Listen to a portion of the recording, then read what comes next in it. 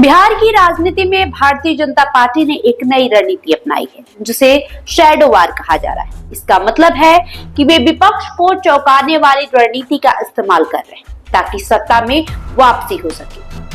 भाजपा जातीय जनगणना और आरक्षण जैसे मुद्दों पर विपक्ष को काउंटर करने की कोशिश कर रही है। बीजेपी ने इन मुद्दों पर विपक्ष को काउंटर करने के लिए एक अलग तरीका अपनाया है। आपको बता दें, भारतीय जनता पार्टी अपनी श्रेष्ठता साबित करने और अपने दायरे को विस्तार देने के लिए ये सब कर रही है। भाजपा बिहार में सत्ता में वापस आने के लिए हर तरह की कोशिश कर रही है। बीजेपी हिंदुत्व की राह पर जातीय तुष्टीकरण को भी जगह देने लगी है। विपक्ष जिस सामाजिक न्याय के नाम पर जातीय समीकरण बैठाते रहा है, भाजपा ने उसका कार्ड खोज लिया है।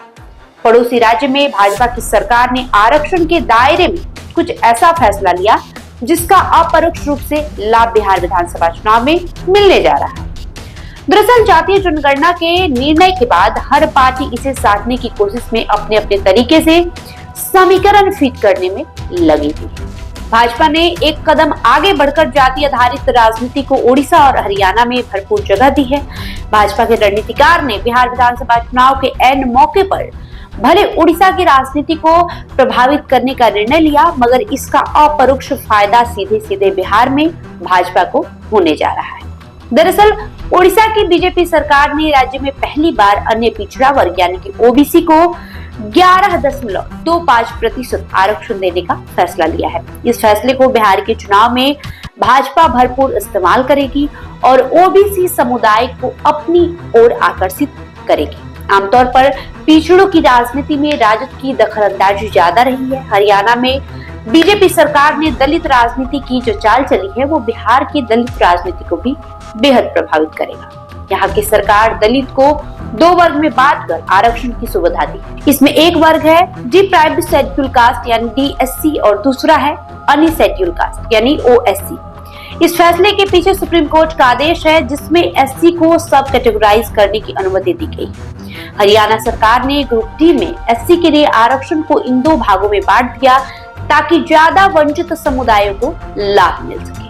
वही बिहार की सियासत में राजद नेता तेजस्वी यादव और कांग्रेस नेता राहुल गांधी जमकर आरक्षण की राजनीति कर रहे हैं। राज्य सुप्रीमो लालू प्रसाद यादव ने तो कहा भी था कि जिस तरह से कान पकड़कर जातीय जनगणना करवाया उसी तरह से आरक्षण का प्रतिशत भी बढ़वाएंगे। जातीय जनगणना के श्रेय लेने में राहुल गांधी और तेजस्वी यादव ने भी खूब मार्केटिंग की। ऐसे में भाजपा ने दूर से ही सही पर ओबीसी और दलित वोट को लुभाने की कोशिश कर दी है। प्रचार के दौरान में भाजपा के रणनीतिकार उड़ीसा और हरियाणा के फैसले को बताकर राजद और कांग्रेस के मूल वोटर को अपनी ओर मोड़ने की कोशिश करेंगे। बीजेपी की दुर्गावी नीति भी है कि ओबीसी और दलित का 50% भी साथ आ जाए तो भारतीय जनता पार्टी अपने दम पर सरकार बना सकती है। तो कहीं ना कहीं विधानसभा चुनाव से पहले भारतीय जनता पार्टी ने एक बार फिर से सत्ता वापसी के लिए बड़ा मास्टर स्ट्रोक चल दिया है।